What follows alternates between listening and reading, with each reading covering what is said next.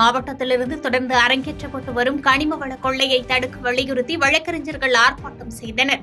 தென்காசி மாவட்ட வழக்கறிஞர்கள் சங்கத்தின் சார்பில் கண்டன ஆர்ப்பாட்டம் நடைபெற்றது. தென்காசி மாவட்ட ஒருங்கிணைந்த நீதிமன்ற வளாகத்தில் நடைபெற்ற இந்த ஆர்ப்பாட்டத்தில் 100க்கும் மேற்பட்ட வழக்கறிஞர்கள் பங்கேற்ற நிலையில் ஆர்ப்பாட்டத்தின் போது வழக்கறிஞர்கள் பாதுகாப்பு சட்டத்தை உடனடியாக நிறைவேற்ற வலியுறுத்தியும் தென்காசி மாவட்டத்திலிருந்து அண்டை மாநிலமான கேரளாவிற்கு கடத்தப்படும் கனிம வள கொள்ளையை உடனடியாக தடுக்க வலியுறுத்தியும் கண்டன கோஷங்கள் எழுப்பப்பட்டது.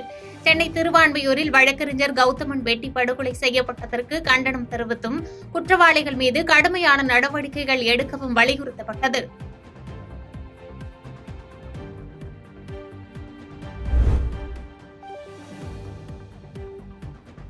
திருவள்ளூர் மாவட்டம் கும்மிடிப்பூண்டி, ஆரணி, பெரியபாளையம், ஊத்துக்கோட்டை உள்ளிட்ட பகுதிகளில் நடந்து முடிந்த நாடாளுமன்ற தேர்தலில் இந்தியா கூட்டணி சார்பில் திருவள்ளூர் நாடாளுமன்ற தனி தொகுதியில் போட்டியிட்டு தமிழகத்திலேயே அதிக வாக்குகள் வித்தியாசத்தில் வெற்றி பெற்ற காங்கிரஸ் வேட்பாளரான ஓய்வு பெற்ற IAS அதிகாரி சசிகாந்த் செந்தில் திருவள்ளூர் மாவட்டம் கும்மிடிப்பூண்டி, ஆரணி, பெரியபாளையம், ஊத்துக்கோட்டை உள்ளிட்ட பகுதிகளில் திறந்தவெளி வாகனத்தில் வீதி வீதியாக சென்று வாக்காளர்களுக்கு நன்றி தெரிவித்தார். முன்னதாக மகாத்மா காந்தி, அண்ணல் அம்பேத்கர், பேரறிஞர் அண்ணா உள்ளிட்ட தலைவர்களின் சிலைக்கு மாலை அணிவித்து மரியாதை செலுத்தினார். பின்னர் பொதுமக்களிடம் பேசிய நாடாளுமன்ற உறுப்பினர் சசிகாந்த் செந்தில், திருவள்ளூர் மாவட்ட மக்கள் குறைகளை தெரிவிக்க புதிய செயலி அறிமுகம் செய்யப்பட்டு அதன் மூலம் மக்களின் குறைகள் தீர்க்கப்படும் என்று தெரிவித்தார்.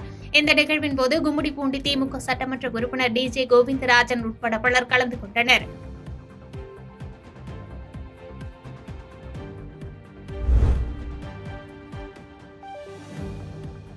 கோவில்பட்டி மேற்கு காவல் நிலைய ஆய்வாளர் காத்திருப்போர் பட்டியலுக்கு மாற்றம் செய்து நெல்லை சரக DIG அதிரடி உத்தரவு பிறப்பித்துள்ளார்.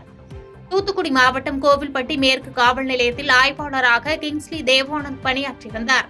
இந்நிலையில் கோவில்பட்டி பகுதியில் நடைபெற்ற கொள்ளை சம்பவங்கள் மற்றும் குற்றவாளிகளை பணம் வாங்கிக் கொண்டு விடுதலை செய்வதாக கூறி எழுந்த புகார் ஆகியவற்றின் அடிப்படையில் நெல்லை சரக DIG ரம்யா பாரதி உத்தரவின் பேரில் கோவில்பட்டி மேற்கு காவல் நிலைய ஆய்வாளர் கிங்ஸ்லி தேவானந்த் காத்திருப்போர் பட்டியலில் வைக்கப்பட்டுள்ளார்.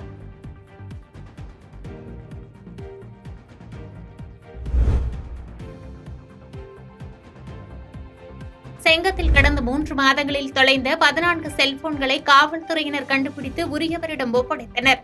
திருவண்ணாமலை மாவட்டம் செங்கம் காவல் எல்லைக்குட்பட்ட பல பகுதியில் கடந்த 3 மாதங்களில் தவறவிட்ட செல்போன்கள் வேலூர், கிருஷ்ணகிரி உள்ளிட்ட பல்வேறு மாவட்டங்களில் உள்ள காவல்துறையினரின் உதவியோடு பறிமுதல் செய்யப்பட்டது.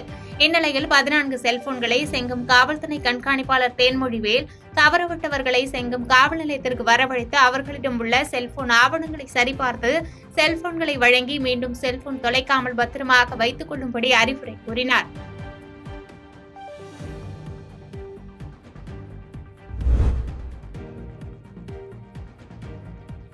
நிலக்கோட்டையில் முல்லைப்பூ அதிக விளைச்சல் காரணமாக பூவின் விலை கடும் வீழ்ச்சி அடைந்துள்ளதால் விவசாயிகள் கவலை அடைந்துள்ளனர். திண்டுக்கல் மாவட்டம் நிலக்கோட்டை பகுதியில் உலகளவில் ஏற்றுமதி செய்யப்படும் பூ மார்க்கெட் உள்ளது. இங்கிருந்து சிங்கப்பூர், மலேசியா, அமெரிக்கா போன்ற வெளிநாடுகளுக்கும், கர்நாடகா, ஆந்திரா போன்ற அண்டை மாநிலங்களுக்கும், சென்னை, கோவை, திருச்சி உள்ளிட்ட மாவட்டங்களுக்கும் பூக்கள் ஏற்றுமதி செய்யப்படுகின்றன.